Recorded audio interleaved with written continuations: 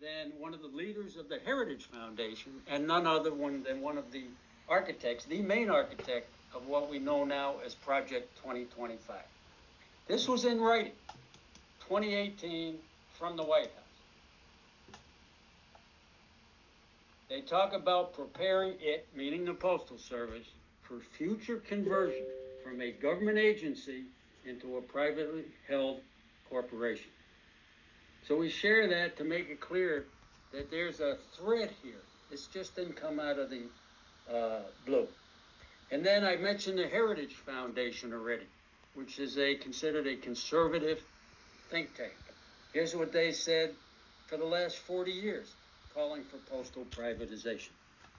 And I'm not going to read it all to you. But even in 2023, the government should sell off the post office and allow it to run as a private business. There it is. The FedEx, UPS, and other companies deliver packages to remain profitable, et cetera, et cetera, et cetera. Then we have President Trump himself, after he won re-election, or second election in this period, with all the talk about privatization, here he is himself, if you could run that. Well, there is talk about the postal service being taken private. You do know that. Not the worst idea I've ever heard. It really isn't. You know, it's a lot different today with between Amazon and UPS and FedEx and all the things that you didn't have. But there is talk about that. The idea that a lot of people would like to, and we're looking at it. I think we're looking at that along with a lot of others. And if you can take that back down, thanks. And it is an idea that some people have liked for a long time. The likes of the Heritage Foundation, UPS. In December, the Washington Post, the liberal Washington Post, so-called, now owned by Bezos of Amazon, had a major editorial that if the government wants to start with efficiency, with all this talk about government efficiency, start with the United States Postal Service. There it is right there. President-elect Trump has expressed a keen interest in privatizing the U.S. Postal Service in recent weeks, etc. But then they themselves not just reported on it. 4 days after this article, they had a major lead editorial from the Washington Post editorial board. And then, while we don't have a slide on it, just today, it was circulated a news story from Wells Fargo. And you may remember Wells Fargo is the corrupt bank that they are. And you say, well, why do banks care? You know, what is this? And they raise in this new, I think it's an investor's report, not only how they would like to get their hands on the wonderful real estate that the post office owns if it was privatized, but they actually say USPS parcel rates would likely be materially raised, increasing the floor for U.S. package delivery. The USPS parcel pricing was 25% to 60% below FedEx and UPS. To reach pricing parity with parcel competitors, USPS needs to increase parcel rates by 30% to 140%, depending on product line. That's part of what they're after. APWU family. This national treasure that's owned by the public generates $82 billion a year in revenue that these Wall Streeters and the Wells Fargos cannot easily touch. They want it for themselves. And when we talk about, and this is important for the public as we fight this out over the coming weeks, months, and years, that the Postal Service is the low-cost anchor of the entire mailing package industry, which clearly from Wells Fargo's own financial figures shows that we help every single person in the country that engages in some kind of package exchange in any kind of e-commerce. And not just that doesn't just include the individual, it includes the businesses that are, and particularly the small businesses that are engaged in e-commerce. So Wells Fargo really said it all.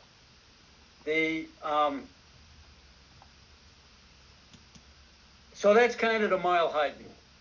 Okay, but so let's talk about a little bit of what's going on now. It's not just us, APW family.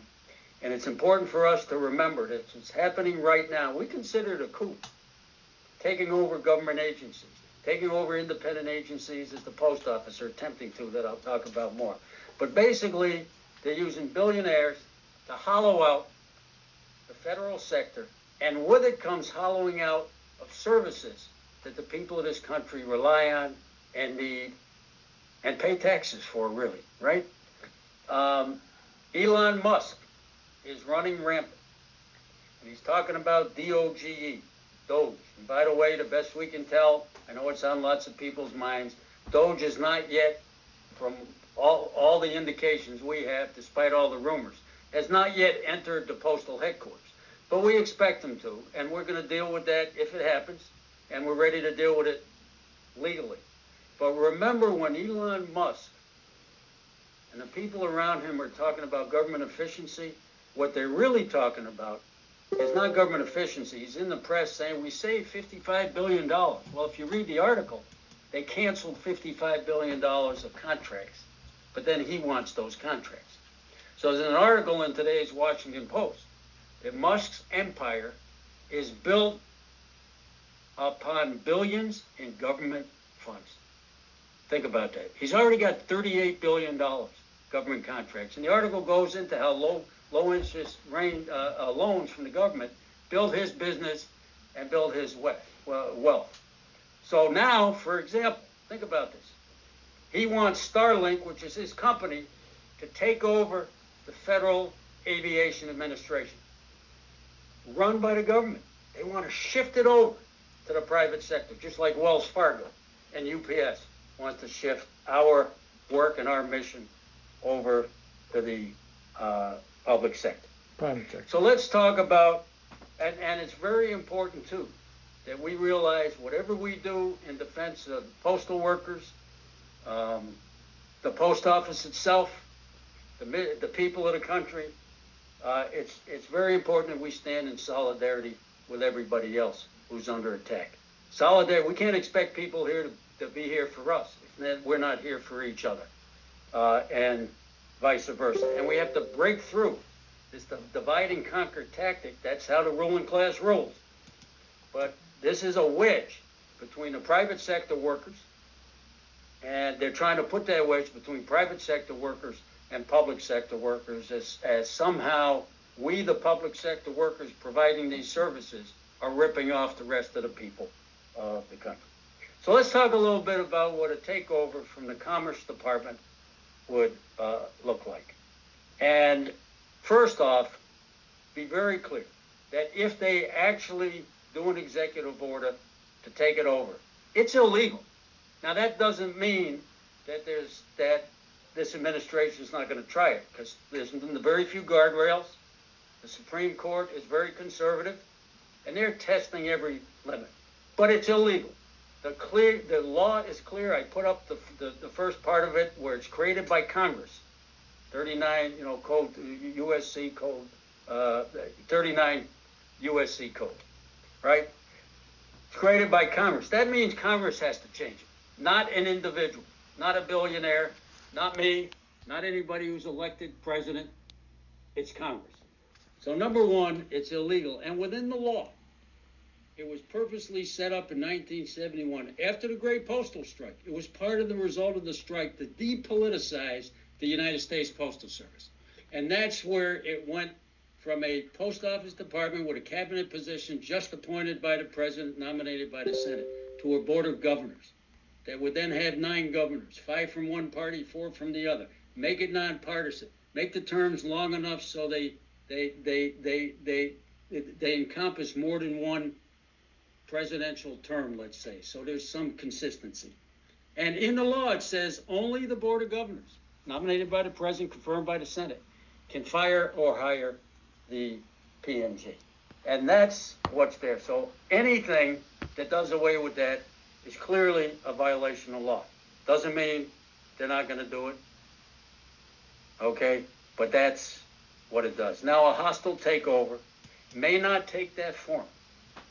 And let's realize they're pretty clever. So they may say, well, the Commerce Department is just going to get it working right. But the Commerce Department politicizes the Postal Service. So, for instance, Ludnick, who's the Commerce Secretary, was on Fox News last night saying, well, we can just do new stuff like the census. Well, all of us on this call would love to do new work, whether it's helping out with the census, which would be more carrier work, or other things. Well, where does it connect that because Commerce Department wants us to do some of their work, that they have to take us over?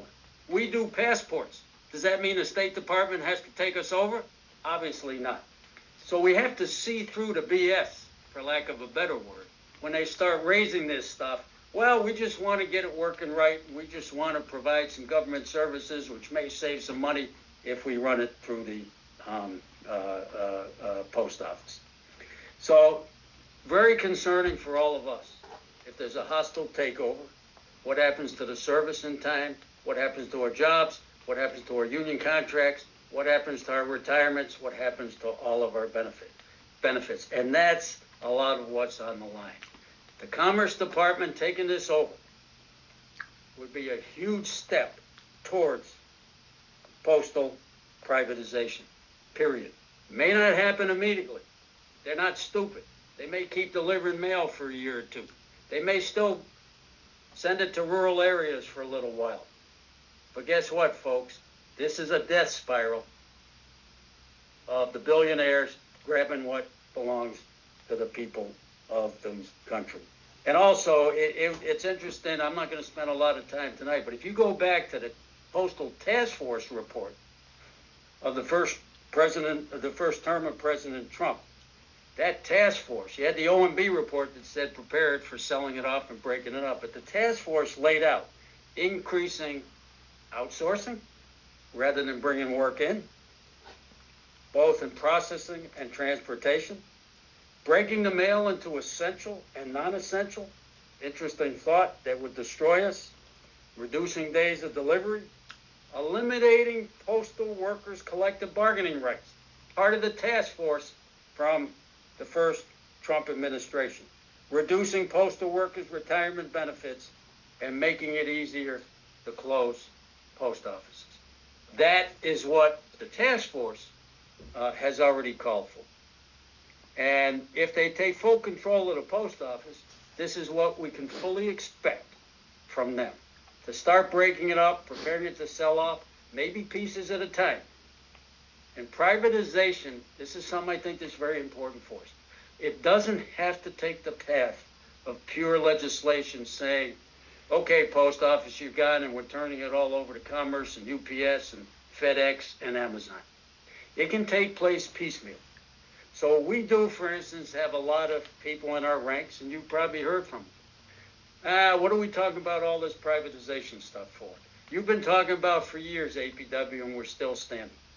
But what that leaves out is we're still standing because we're union and union strong. We have great allies. The people of the country support the post office and trust us. And we've been able to fight back effectively. But it doesn't mean that this is not a historic threat and a historic battle. And I will also submit to you, if we're honest about it, that they have succeeded in privatizing large parts of the post office. The whole pre-sort discounts bypasses, enriches the private companies, gives them special discounts. They sort the mail, they bypass our plants, they bypass our trucks, and they bring it to the last mile. APW family, that's a form of postal privatization. And if the Commerce Department takes it over and they implement these task force recommendations, all of that stuff in terms of the sorting stuff, transporting outside of our system is going to go on steroids. It's also going to affect our union rights. We hear from people, well, if we're privatized, I'll still have a job and I'll still have my contract. Sorry, folks. Our contract is between the American Postal Workers Union and the United States Postal Service. It's not between us and Amazon. It's not between us and Pitney Bowes. It's not between us and DHL. It's not between us and UPS. It's with the Postal Service. And if it's sold off, our contract or the pieces that get sold off, those workers will not be covered under our contract. We won't have no layoff protections. We won't have step increases. We won't have COLAs. We won't have a grievance procedure. We won't have the limits on excess just cause protections, all the wonderful things have been won through generations of struggle of postal workers. So think about that as we think about our future. Now, so our bargaining rights are going to be clearly under attack. And our crafts may be the most vulnerable initially, because if they don't go for broke right away, we believe there's a good chance they're going to try to completely subcontract or at least much more subcontracting in the mail processing side. That's our clerk jobs. That's our maintenance jobs. That's our transportation jobs. That's the well-being of our communities. Because we all know on this call that good jobs, good union living wage jobs help build good communities. And all of those things are going to be at stake. So I already talked a little bit about those that are crying wolf. Be prepared to talk to our coworkers. That we're not making this stuff up. That's why we showed you some of the things in the beginning of this presentation about the historic battle of these Wall Streeters trying to get their greedy hands on this public money. And one of the ways, if they ever do it, they make money. What do? They lower wages, lower benefits, reap the profits, and laugh all the way to the bank. And in other countries where they privatize, prices go up, service goes down, good jobs get destroyed. And you know, there's going to be more closing of post offices because there's this theory that every post office has to make its own money. Well, that doesn't work in a system like ours. We know if we're going to serve everybody on an equal basis, no matter where we live, that wonderful universal service obligation, that's going to be gone. That's going to be gone. And there's nothing else that keeps post offices open unless it's part of the public system. And we understand that, yes, in rural America, a post office may not be able to make money on its own, but it all gets balanced out in a system. And that's how we serve everybody. Internationally, just a couple examples. In Great Britain, the United Kingdom, when they privatize, now stamps cost. This is just a first-class stamp going in a much smaller country than ours. It costs more than $2 now. In Portugal, after privatization, they closed half of the post offices and reduced delivery days to 3 days a week. These are the kind of things that the people of the country need to know about when all of these other people are talking about the wonderful things of privatization because they can do it better than we can. So I want people to think about, yes, we got serious challenges, but we can win APWU. It's not going to be easy. It's not guaranteed. I talked about our power coming from our members, but we have other postal unions. We have the labor movement. We have tremendous allies amongst the people of the country. So, you know, we beat Staples, post office on Staples. We beat them on Sears. In 2020, heading into an election in the middle of a pandemic, we had 800 rallies throughout the country. We won postal reform. We won COVID relief for the post office. We won safety provisions for the workers that worked in the pandemic the best we could. It's not hopeless, and I don't want anybody, I want all of us to be aware of the challenges and the seriousness of the times, but I don't want anybody to be discouraged that somehow these you-know-whats are so powerful that we can't fight back and win. They're not, and we can. So we're gonna unite with the 4 postal unions where we can. We're gonna rally our friends in Congress on both sides of the aisle. We're gonna have some special attention on rural America, because when you deal with rural America, you're largely dealing with Republican representatives in Congress. And rural America has we all have a special relationship to the post office, but rural America even has a deeper relationship, because what we know is no private company is going to move mail and packages if they can't make money. And that's going to leave out huge swaths, tens of millions of people of this country. So I wanted to share with you what we've done so far so you get a feeling for that. We're not trying to do everything on day one because we know this struggle is not a one day struggling. So now I got to find my list here to all of you. Thanks for hanging in. Pretty soon I'll get to Judy, so you won't have to listen to me the whole time. But I want you to know that in our executive board meeting in January, unanimously, the executive board that you're seeing on the call with me voted sizable, serious funds of the dues-paying members. That's where it comes from, and this is what it's for, to deal with this fight back, whether it's through advertising, whether it's through buses and rallies, whatever it is, more staff, more help, whatever it is, that's what that money's for. And we're serious, and we're united, and we want you to be just as serious and united. We put out a statement on day one on the website that's had tons of people going to it, including the press, to put our flag in the sand, so to speak, in the ground. This is wrong. We're going to fight back. We've generated calls, thousands of calls to the Senate. Stop this.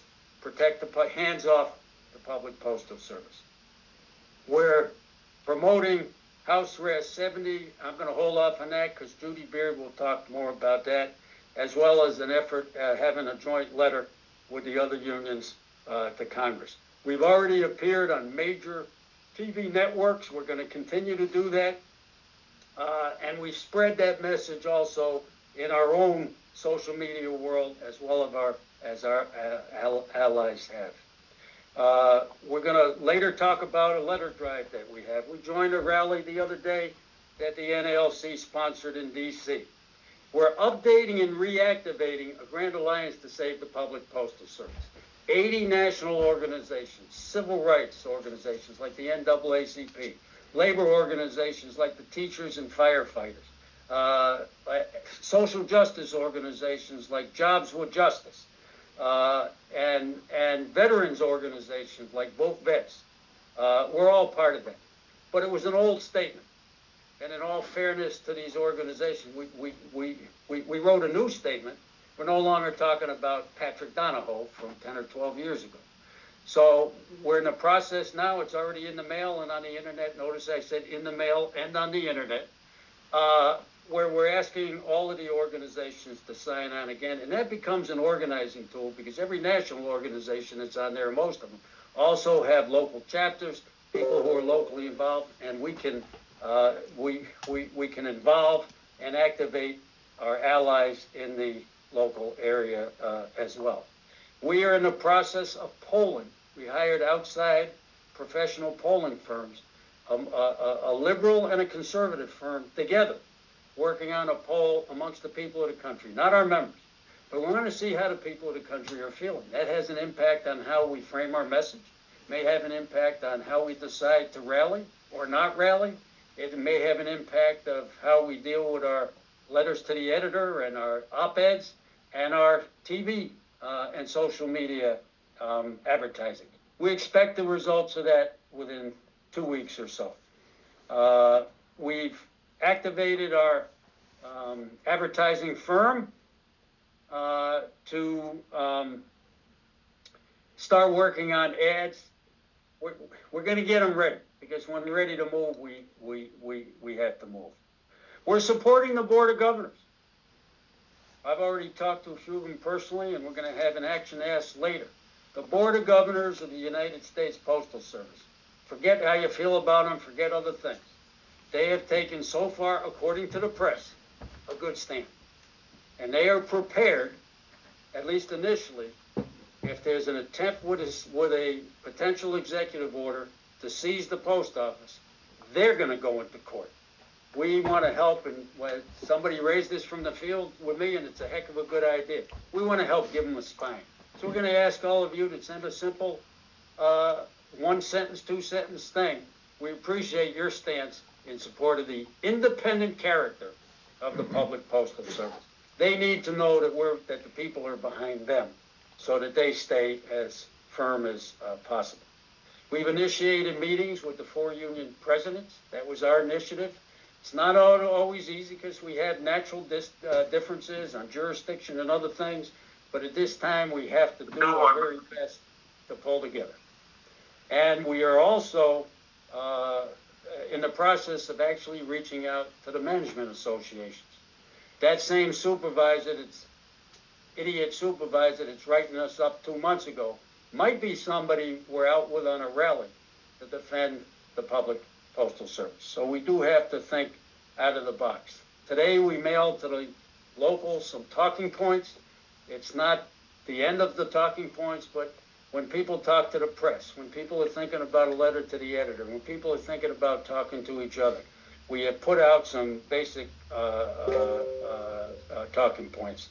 We have a lot of media and digital work going on. We have legal strategies in place. It's easy for me to say, well, let's just file a lawsuit. Doesn't always work that way. We have to have standing. There was a major lawsuit of the unions on the APWU side and other federal unions where they had a case thrown out. And they're being decimated, and we got to stand with them every minute we can. But the judge ruled that they actually did not have, quotes, legal standing. One of the areas we're ready to move, and if anybody on this call has proof, get it to us ASAP. The minute Doge comes into the post office, unelected, I mean, think about that. I'm jumping back to Elon Musk, apparently the new president of the United States, except nobody voted for him, right? When Doge comes in, if they come in looking for any information that is private information, social security numbers, financial things, all the things that the post office has about us, we are ready now to go into court for a temporary restraining order, and we will do that. So those are some of the things, APWU family, that we've been working on. And maybe what I should do, because I want to talk about the road ahead and some of the things we have in place and we would like you to do. I may have answered some of the questions along the way, maybe not, but let me turn it over to Sister Judy Beard, our legislative political director, to talk about a little bit of what's at play with some of the attacks on our benefits, some of the things, a little more on House Res 70 and what that means for us in this moment, and a few other things. And then I'll come back and talk about some of the things that we have in place moving forward that we are going to call upon all of you to get involved with. So, Sister Beard, it's wonderful to have you on. I know that, like the rest of us, you and your staff have been on short sleep trying to deal with this crisis. And again, we know it's not a one-day crisis or a one-week crisis, but thanks for joining us tonight. And I'll turn it over to you to share some of the important information and insight you have with the thousands of people who are on this webinar and this call tonight. Judy, take it away.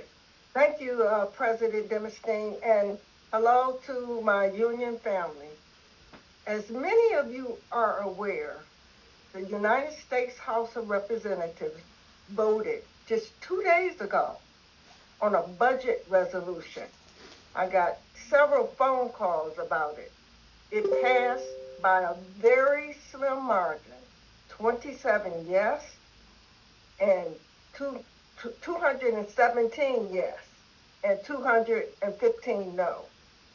The resolution called for a blueprint or framework which is the first step to accomplish President Trump's budget goals.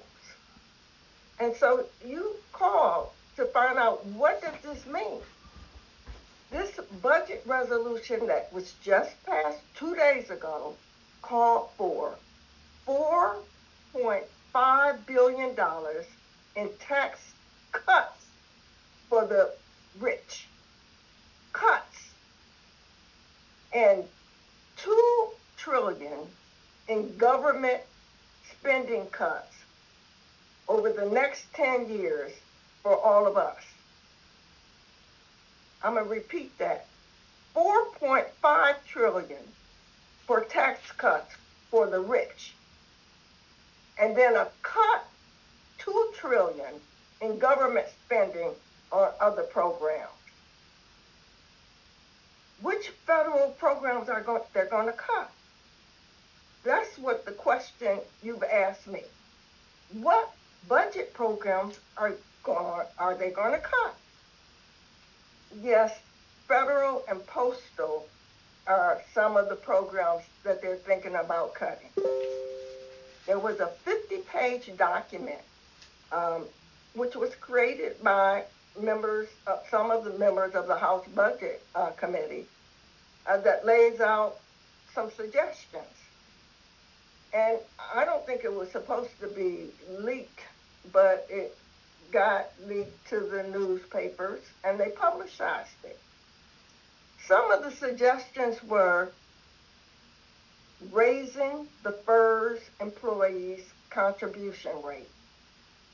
So that means FERS employees should be contributing more, but getting the same amount of money that they are outlined to get today. So that's just like giving away money. Eliminating the FERS annuity supplement. And now I get the most calls about that. You know, the supplement that you get until you turn 62 while you're retired, you get an additional supplement. And at age 62, you're eligible for Social Security. But they want to eliminate the supplement. Another concern, they want to base the FERS retirement annuity benefit on a high 5 salary instead of a high 3. So you would get less money at retirement.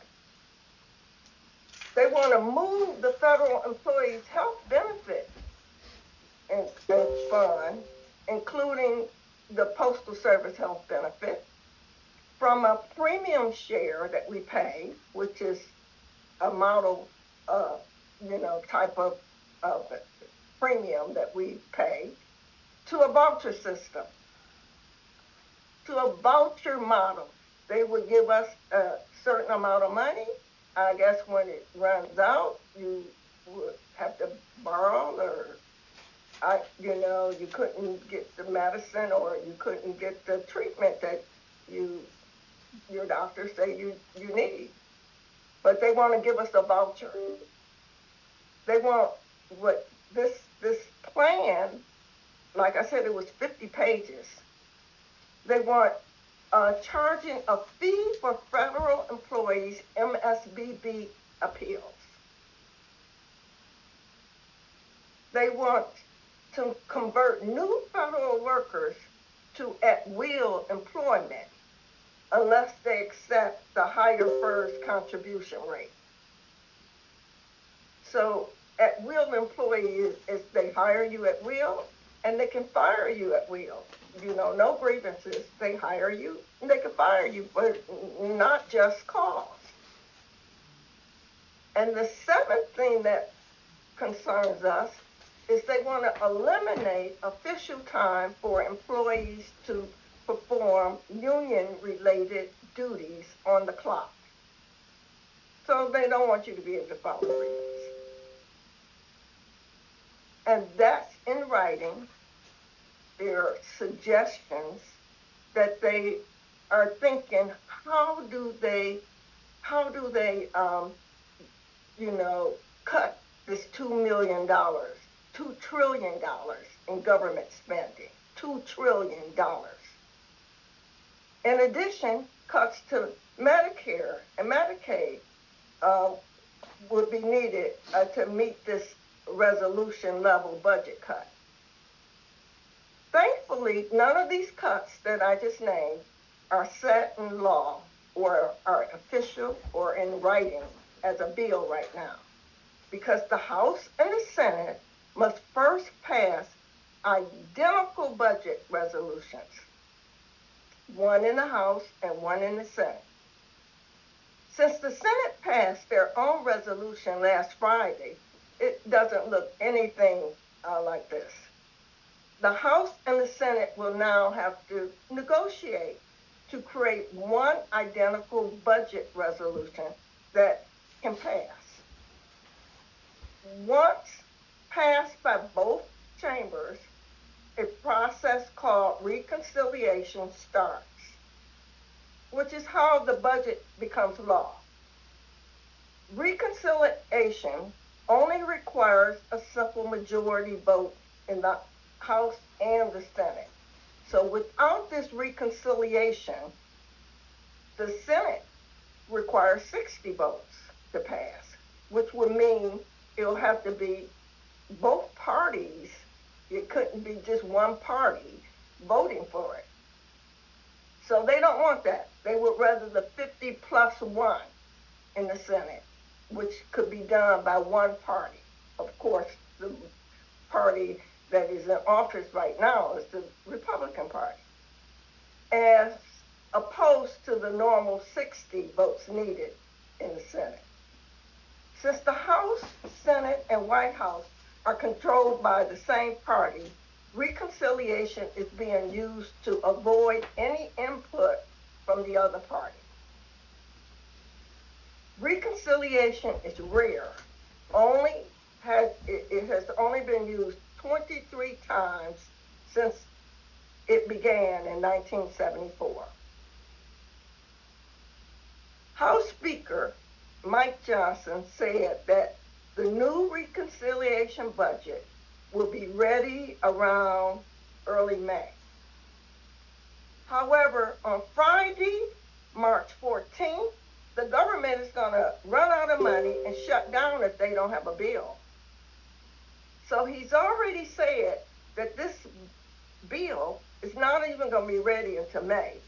So to avoid a shutdown, Congress will have to pass something called the CR, continuing resolution. Now, what most people don't understand, this CR, this continuing resolution, is temporary. It's a spending bill, and it doesn't make sense for them to keep kicking this CR down the road, because this bill, this budget, was supposed to have been done last year, and it wasn't. So now we're looking at a gap. We're looking at, they're going to get a budget ready, maybe by May, and there's a threat that the government might shut down on March 14th. Since the federal budget for the fiscal year for 2025, that's what they're talking about, began October 1st, 2024, they have had 2 separate CRs already. Your legislative department is monitoring the budget process, and we will update you when we know more. Right now, however, we have an urgent request that you pay attention to what's going on. Make sure that you look at reliable sources for information. You already know about House Res 70, House Resolution 70, because we've been running emails about it. We've been asking you to call your member of Congress about it. It expresses the sense of the House of Representatives that the Congress shall not do anything against the post office, to take all the appropriate measures to ensure that the United States Postal Service remains an independent establishment of the federal government, not subject to privatization.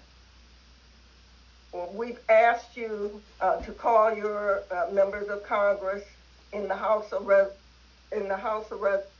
Representation, and because this resolution only exists in one house right now.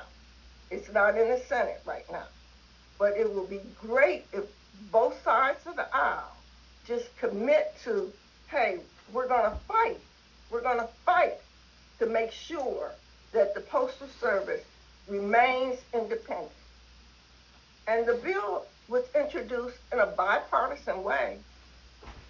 Republican, 2 members of the Republican Party, and 2 members of the Democratic Party. Because when we lobby Congress, we don't look for a D or an R. We tell our members, our elected members, how we feel about issues. We let them know if we support an issue, we ask them to support that issue also. If we don't support an issue, we talk to them about that too. And we tell them that we don't support it, and we ask them not to support it and not to vote for it. So it's important to know that if you go online right now, however, you won't see the House Resolution 70 on our hotline at all. And you might say, well, why? Because we put up a brand new message to you to ask your members of Congress to do something that's urgent concerning what's going on today. We've asked you to put everything that you're doing, that you think is important, and make this like the #1 issue. And President Demosthenes is on the call right now, and he explains to you on our hotline. And you might say, what hotline? And I hope everybody on this call already have called the hotline periodically and that has helped us with other fights. And that hotline number, as you know, is 1-844-402-1001. And our fight today is to make sure that the United States Senate understands that they're the ones that approve the Postal Board of Governors. They're the ones that put the Postal Board of Governors in place. They're the ones that should stand up and tell the president, you're not going to fire the Postal Board of Governors, nor are you going to put the Postal Service in the Department of Commerce. So it's important that you help us with that fight. And we also have an email that you can send to help us with the fight. And it's right on the screen, Fight Back Now, Tax Defend 91990. So at the end of this call, we want you to make sure that you make the phone call. Make sure that you text the postal members of Congress, but particularly the Senate. But text them all. Everybody should be doing everything they can to protect the People's Post Office. It doesn't belong to the federal government. It belongs to the American people. And thank you, President Demosthenes, for allowing me to make these remarks to our members, and I'm sure they're ready to fight. Turning it back to you. Thank you so much, Director Beard. Let me segue to that, to a few things we're doing, and then I want to get to some of the questions and answers. We promised we would be done at 8:30 Eastern Time. If people want to stay on longer, we're game, but I'd like to wrap up at least for some of the people that we promised a set time for. So Director Beard already talked about some of the steps. So let's talk about the steps going forward. She talked about House Res 70, talked about calling the members of Congress. I think we can add to that, when your congressional reps are on recess and back home, set up meetings and bring delegations of workers and maybe community folks who use the post office who understand how important it is. The most significant presentation at the NALC rally on Monday was a customer who uses the post office to have a small NGO of tying middle school students to scientists, and they do pen pal stuff through the mail. That's the message that our people need to hear. And the advantage of seeing people in person is one of our strengths is our members represent the entire political spectrum. So we have members that supported every candidate from any political party. This is our time to go in and talk to them and say, hey, we need you to be here for us. So we really want you to hold those meetings. Gather customer stories like the one I just told about. Take a short video Without the post office, my small business couldn't survive. I'm in rural America. We just got a story from a worker whose mother is ill, lives in a rural state, and the only way she can get her medicine, because it's specialized, is either through the mail or through FedEx, and the mail costs $3 and FedEx costs $20. If it's not coming through the mail, she would have to go 100 miles. Those kind of stories are the stories we need to tell. We shouldn't be talking to each other. We need to talk to the people of the country. For those, and we hope you all are, at the local and state level, who are involved with the Central Labor Councils and the state federations of the AFL-CIO, bring these issues to them, get them involved. Talk to your community groups, those of you who are involved with your church or your synagogue or your mosque, your PTA, your veterans organization, a book club, whatever it is. And one interesting thing, I mentioned a poll this year. We did a poll in, I guess it was 2020. No, I'm sorry, 2018. And one of the things we found from the poll is the people of the country trust what postal workers say to them about what's going on, and trust what the American Postal Workers Union says about what's going on. So let's use our trust and our influence to spread the word. Supporting the Board of Governors, I already talked about. And you can go to apw.org/action, and there will be a page that shares all of you, including the petition now that we're asking people to send in to Congress. So that, I think, just got posted today. And also, if you want to use the talking points, those are now on that page as well. It's great to have interviews at our level. We spread the word the best we can. But we also want local news stories, and we want local TV interviews. And we do it from the heart. It's not always easy, but we do it from the heart because we have a message that the people of the country need to hear. So that's some of the things that we have in place. The next big thing, though, and then I'll turn it over to some questions and answers, is we are calling, the executive board is completely behind this, we are calling a National Day of Action in the field around the country on probably March 20th. It'll be the 19th and 20th. We think it'll be March 20th, which is a Thursday. The letter carriers are doing something on a Sunday. A Sunday is not a very good day to get press coverage. If we're talking to ourselves, let's do it when we can't get any press. If we're talking to ourselves, let's do it when there are no postal customers. If we're talking to the people of the country, let's get out there when they're out there. So we will move into action probably tomorrow on this. I'm going to reach out to the other unions. One of the questions was about working with the other unions. We should, as best as we can. We can't make them make this a joint rally. That's what we're going to ask them tonight or tomorrow morning. Let's do it all together. If they don't, fine. Not fine, but that's the way it is. We're going to do it. And the National will take care of signage, and we'll take care of a lot of things, get it out. We have great PR people. Our communications department that put this together is doing a great job. We can provide all the, just imagine, we had 800 rallies in the summer of 2020. Imagine what that would be if we could replicate even close to that now. And every rally has a news story. Every local newspaper in small town America has a news story. Every local news station has an Elon Musk's and the Howard Lutnick's of the world. Go out with the people, this is their post office, build that unity, and stop them in their tracks. But with that, I go to Stephen DiMatteo, my assistant, who's gathered some questions together. Stephen, you want to start sharing some of those questions? We're not going to get to them all tonight, but we'll get to as many as we can. Thanks, President Dimenstein. Indeed, we got hundreds of questions in advance of the meeting and several hundred more through the course of it. So we've tried to pick out some that are most representative of the trends that we saw through the many questions we got. And the first one is from Carol Phelps from Boston Metro. Carol asks, even though we have certain protections in place, can we really stop the administration from doing what they want? Because it seems like they are barreling through other agencies, even though they're being slowed by various litigations across the country. So can they succeed in the end with the Postal Service? I would love your fair assessment. Question from Carol.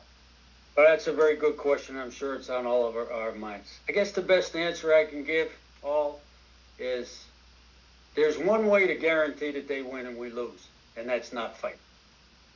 If when we fight, and we will fight, we're not guaranteed that we're going to win, but we have a real chance of winning.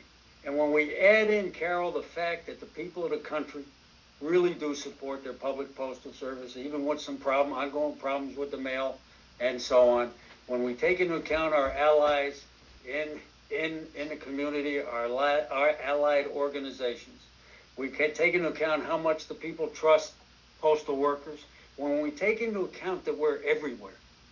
And so all of these politicians have to take into account the impact on their constituents and therefore themselves about if we indeed allow and sit back and allow the Commerce Department to do a hostile takeover and the corporations to do a hostile takeover. We have a lot of ammo. And so, my appeal is we fight. We've had many fights in the past. We're not going to win every battle, but I'm a firm believer that united with the people of the country that we can win this battle. And it's such a big issue. Like maybe 10 or 12 years ago, I don't remember exactly when. In Japan, they privatized the post office, and in the next election, the ruling party that did that was actually voted out of office after like 40 years.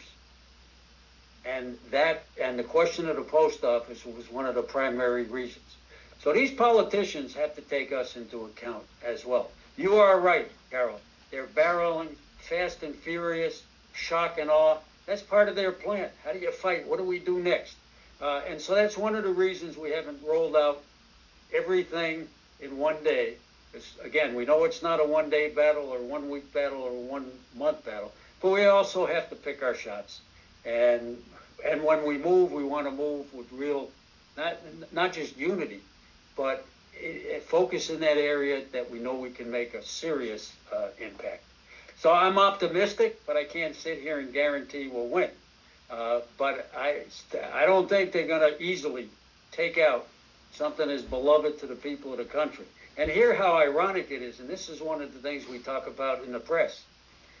We're about to celebrate this summer, and that is one thing that I left out in the things that we're doing. We're working on a massive 250th anniversary celebration this summer and on July 26th. And part of the reason we're doing that, we're going to put in resources, money, and time, is because of what's going on with this anti-federal worker hollowing out these government services, including trying to hollow out the government services that we provide.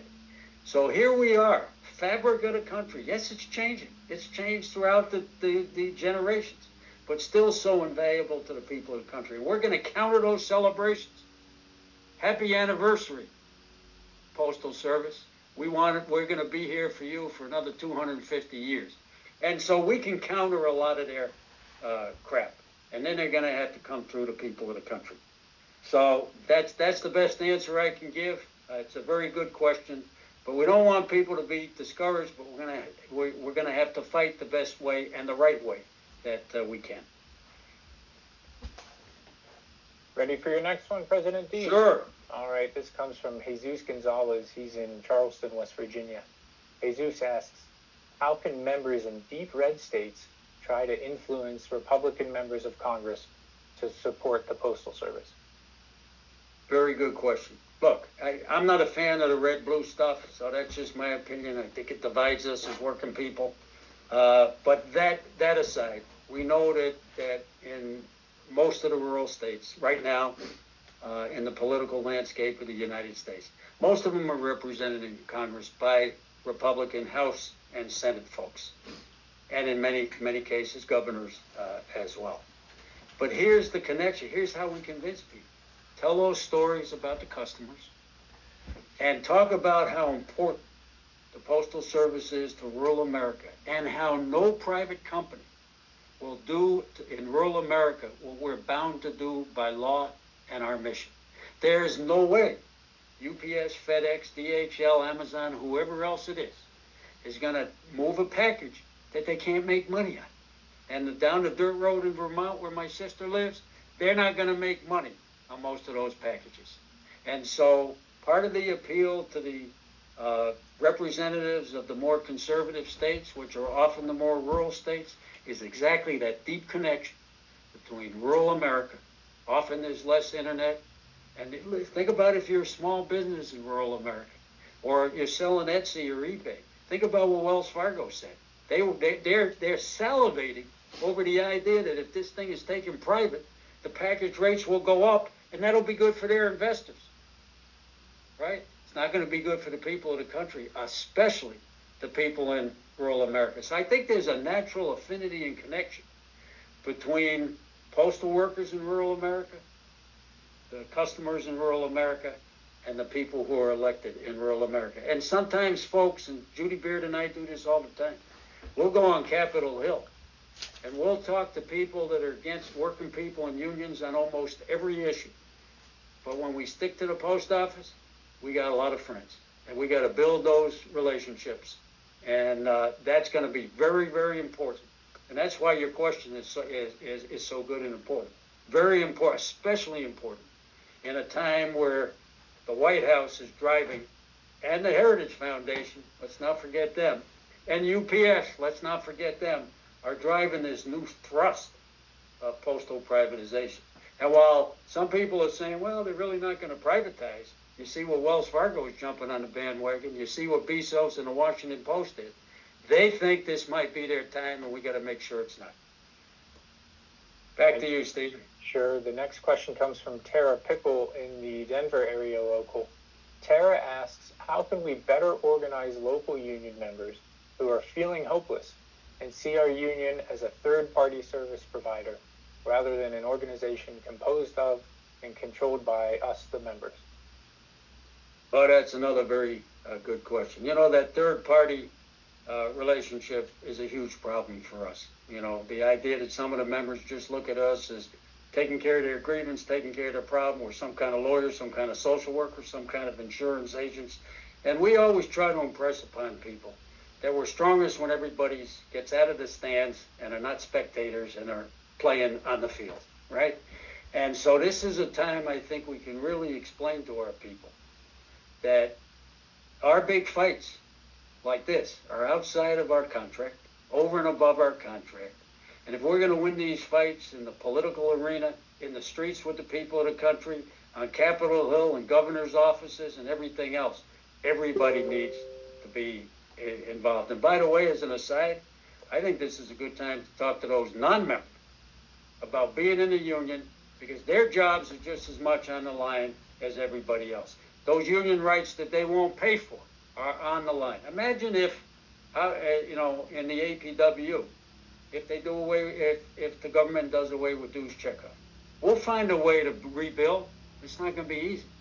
Or we don't have union time or stewards time anymore, or maybe even a right to file a grievance. So I think this is a good time to talk to people about the only way we can win this thing is if we fight back together and we build the kind of power, not as the APW alone, but build the kind of power that we can beat these. Hey, look, there's no question that when you're dealing with UPS and Amazon and Wells Fargo, they're powerful. But there's a whole lot more of us than that. Stephen. Sure. The next question comes from Trevor Farragut. He asked it in the Q&A tonight. Trevor says, generally speaking, people won't care until it affects them. How do you suggest we transform our position from an abstract legal situation to a more personal one that would mobilize the membership as well as the public? Again, another very good question. I think we have to tell people the truth about privatization. I think there's some confusion out there. You know, it sounds good. It's a term that there's a lot of propaganda around by the corporate and financial entities, and this idea that maybe the private sector can do it more efficiently. And we probably have members that say, well, if it's privatized, I'll just go work for somebody else and I'll have the same rights and benefits. So I think part of the appeal to our people is to explain, no, we're not crying wolf. That's why I showed you some of those earlier slides from McDougall of UPS and others. It's real. It's an ongoing battle. And we've shown that we can push back and succeed. But we're not going to be able to do it without maximum participation and power. So I think this is, it's certainly a very good question, because some of the people may say, well, you know, hell, they'll probably deliver mail if we're under the commerce thing. Who cares if it's the PMG? Maybe I don't like the PMG anyway. So, you know, the Commerce Secretary may not be any different. I like him, but we'll come to work and get paid. We're not going to have a contract, folks, if we're not the United States Postal Service. And our members need to understand that. And they need to understand that we can't put our heads in the sand no matter our personal political beliefs. They're coming for us. And somehow we have to impress upon the members that this is very real. Judy Beard's presentation about there's a connection between the attacks on Capitol Hill on our FERS contribution. That would be a pay cut, plain and simple, stone cold pay cut. The attack on our future retirements with the supplement, stone cold cut where the hard-earned benefits and promises made. This is going to touch everybody. And it's the same forces that are pushing that bill, by the way, so they can get their trillions of dollars of corporate and wealthy tax cuts off our backs. Same people who are pushing that are pushing the privatization agenda, and they are connected. And I would advocate also that the part of the way to get people to see this is to give them the things to do to fight back, the kind of list that we had here. Go and meet with your congresspeople. Send a letter that's online, easy to do. Make a phone call, make a difference. But it's always a challenge to get people involved, and it's a challenge to get people to understand that this is real. And so I just think we have to share the information, be truthful about it, explain privatization, and expose when a guy like Ludnick, the Commerce Secretary, says, oh, we just want to do things like the census, that they don't have to take over the post office to do government work. So there's something much more sinister at play when they say, yeah, to do it, we're going to have to seize the post office from its rightful owners, i.e. the American people. But I don't have any easy answers, except we have to educate, we have to talk, we have to organize, we have to mobilize. Great, thanks, President Dempsey. The next question came from Danita Barr. Danita asked, how does PMG DeJoy's resignation and the vacancies on the Board of Governors affect us going forward? And who do you think will be appointed to these seats? I'll start with the seats on the Board of Governors. It's a very bad thing, in my opinion, that this president there's 4 vacancies on the Board of Governors, and soon there may be 5.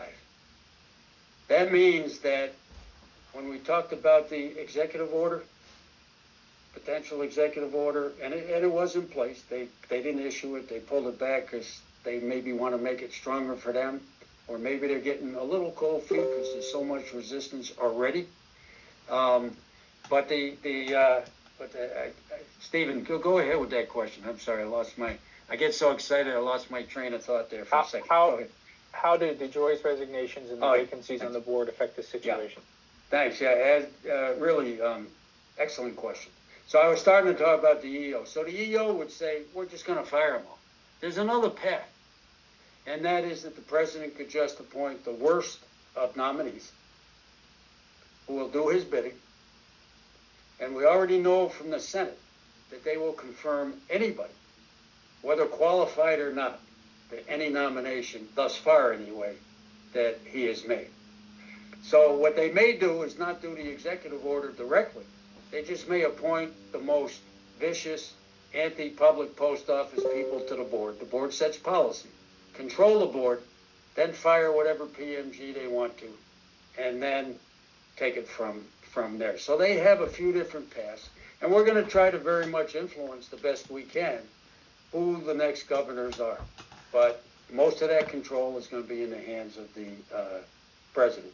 The resignation of the PMG will have an impact. There's a lot of strong opinions on him.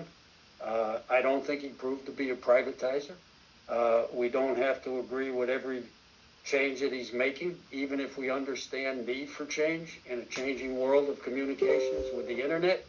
But think about the fact that he was undoubtedly pushed out. And so that ought to tell you something, that the world of the Heritage Foundation and the world of UPS and the world of FedEx and Wells Fargo doesn't want him in that position. and they don't want him in that position because he's an obstacle to their aims. There's also probably some angst from the administration in relation to the very successful 2020 vote by mail. And while we had deep concerns and fought back as a people and as a union in the summer of 2020 and forced the PMG's hands to do the right thing, at the end of the day, he did do the right thing. And it's possible he's never been forgiven for that. We know, I don't care who you voted for, if anybody's honest about it, the 2020 election was not stolen. But if people really believe it was, then they can blame postal workers, vote by mail, and so on. So, you know, it's whoever the next postmaster is, we would have to be very, very cautious and very, very concerned that that person could be an outright privatizer brought in to do what the President of the United States wanted to do in 2018, which was to prepare the post office to be broken up and sold off to private corporations. The worst scenario that can happen to us and the people of the country when it comes to this kind of democratic right. Stephen, anything else? I know we got a bunch, so sure do. This question try to move quickly here and get as much in as we can. That's right. This question comes from Alice Lindstrom in San Francisco. Alice noted that she was on strike in 1970, and then she asked her question, Allied organizations are inquiring about setting up supportive actions regularly outside of post offices and asking. Her question is, do we want them? We always welcome support. I think it would be good if it's coordinated some. Our day of action that will probably be on the March 20th is a perfect opportunity. Locals are going to do some of their own things. They may, for instance, just decide in a particular week or one day every week that they're going to pass out a flyer to different post office to alert the customers as to the dangers ahead if, in fact, this administration gets their way. So, yes, we definitely want the support, but it's good to do it together and it's good to be organized. And one of the reasons we want to do something sooner rather than later in terms of rallying in the streets is not only our members saying, what can we do to fight back? And that's a great response. But a lot of our friends and allies are saying, what can we do to fight back? So by the way, Alice and all, the petition that's out also went out to our allies. And the allies are moving that. So they're allies like Social Security Works. They may generate 100,000 responses from their membership base. So we're not going to win this without allies. So we cherish them, but if we can work together to get it focused and pointed, that's probably the best thing. But if it's spontaneous and people want to go out to the post office every week on their own, we're certainly not going to say that don't do it. And for those who don't know, Alice is in the 50th anniversary video of the Great Postal Strike. So. Thanks, Alice, for representing. You're probably not the only person on the call that's been on strike. And by the way, this is not just an active postal employees issue. This could affect retirees, somebody attacks that are coming down on the federal sector, on FERS, on FEEB. Those things could affect our retirees. Those are promises. Those are laws. But let's be real about it. Laws can change. I mean, you had the Voting Rights Act of 1965, and now it's been gutted by Congress and the Supreme Court. So we have to be very vigilant, and we have to be in this together. And on this calls, we have actives, we have retirees, we've got auxiliary members, and which organizes our family members and friends. We're going to have to do this all together. Back to you, Stephen. Sure. This question comes from Rick Barreto. Rick asks, how do we identify veterans in the Postal Service and mobilize them in this struggle and amplify their voices, given the public has a high regard for veterans? Another very good question, Rick. Look, we are, if not the one, either the first or second entity that hires the most veterans. There's over 70,000 veterans in the Postal Service ranks. And so the question of the value of the post office, one of the ways we really talk to people about that and should continue, is let's say medicines for veterans. 90% of VA medicines are run through the post office. Many of those veterans live in rural areas. And so how do we take care of our veterans if you don't have this wonderful national treasure to serve them? So I think it's a very good point. And I also think that when you talk about like delegations with going to see your Congress people, make sure there's some veterans in the mix. They can talk about their situation, what, you know, their contributions, and we have a lot of disabled veterans. So it's important that we get that voice heard. Letters to the editors. You may have some that focus on the veteran issue. When we gather in front of post offices on the 20th, we'll have press releases ready. We'll raise the veteran piece right in there as well. Very good point that I think everybody should keep in mind as we fight back and fight together. Okay, I think we will make this our last question before we pass back to Secretary Treasurer Powell. This came from someone in the Q&A tonight who asked, what options do we have at the local level to fight this attack from the post office? And here's the unique part of the question. How do we convince senior members on the edge of retirement to care about this fight? Well, I'm not sure I have all the answer to that, honestly. I think that a lot of senior members are very dedicated to the mission and dedicated to the people. So I think that's part of how we capture people. There's always a tendency, if we're a little older and ready for retirement, that maybe we wind down on some of the daily struggles. But I don't think anybody wants to see what they put their heart and soul and blood, sweat, and tears into all the years just be lost.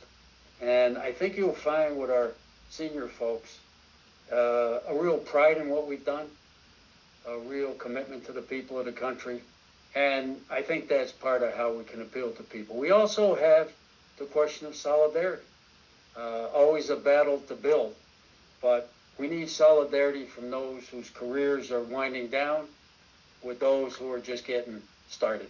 And then both of those solidarities become solidarity with the people of the country and their rights. We should never forget that this is a right of the people. And then on top of it, when that person retires, they want good mail service. They want reasonable and uniform prices. And so they're going to become maybe more customers than workers. And as retirees, they're also going to make sure that their benefits that they've earned through blood, sweat, and tears are there for them going forward. And the more we can protect the institutions and the more we can protect the contributions of the federal workers, the more our retirements will be protected going forward as well. So that's some of the best I could come up with off of the top of my head. But I think that's another very good question. Thanks, President Dimenstein. We are taking note of all of the questions, and we'll try to address them in other ways going forward. But with that, I would like to bring back our wonderful Secretary-Treasurer, Ms. Elizabeth Powell. Thank you, Stephen. And hello, everybody, once again. We started off this program with what's going on. And hopefully, throughout the conversations and what you've heard from President Dimenstein, Legislative Director Beard, and some of the Q&As, you now have an idea of some of the things that's going on. While we're not completely sure of everything, we're going to definitely keep our eyes and our ears open. We ask that you all do the same out there, because like I always say, they come for them today, it will be us tomorrow, and it's always ready a few steps toward going that way. Remember that whatever happens with other unions, we're not protected. The United States Postal Service is under threat once again. But the American Postal Workers Union, as you all know, we're union strong all day long, and we're going to do everything that we can to protect not only you and your rights, but the United States Postal Service, which actually belongs to the people. Before I turn it over to President Dimenstein to close us out, let me thank all of our national officers who are with us this evening, our National Executive Board, our National Executive Council, our two interpreters who have been with us throughout the evening, our Chief Counsel, Mindy, who has been here, and mostly the hard-working people behind putting this webinar together. We have Madeline, our Senior Communications Director, Hannah and Annette, Executive Assistants to the Secretary Treasurer. We have JC, who works for the Communications Department. We have Stephen, the Executive Assistant to President Dimenstein. And once again, thank you all so very much. And remember, we're not an island. We're not in this by ourselves. Keep the faith, stay strong, and we're going to do everything that we can, once again, to fight for what's right. With that, I give you once again the President of the American Postal Workers Union, Mark Dimenstein. Well, so well said, Secretary Treasurer Powell, so I'm not going to repeat it. I just want to say this to everybody. Not only thanks for everything we do day in and day out, thanks for getting on tonight. Look, I think it's okay to be worried, concerned, angry, maybe at times a little overwhelmed and discouraged seeing what's going on. But let's be clear that we can rally.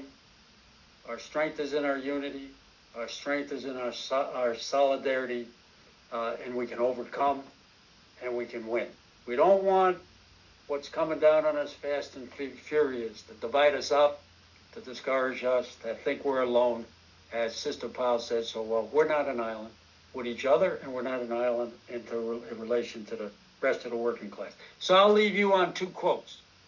One is from Tommy Douglas, the most famous and beloved, although he's long deceased, but still the most beloved politician of Canada, who was the founder of their Labour Party, the National Democratic Party. And I think his saying that he's so well known for is fitting for the moment. He said, "Courage, my friends. 'Tis not too late to build a better world." And Joe Hill, our labor troubadour and union fighter from the early of the last century, who was actually framed up and executed by the copper bosses. And before he was executed, his last words to us were, "Don't mourn, organize." So APWU family, we're not going to mourn. We're going to fight back. We're going to do it together, and we plan to win. With that, thanks again so much. Be well, be safe, be in the fight. Share any ideas you have with us, because we don't have all the answers.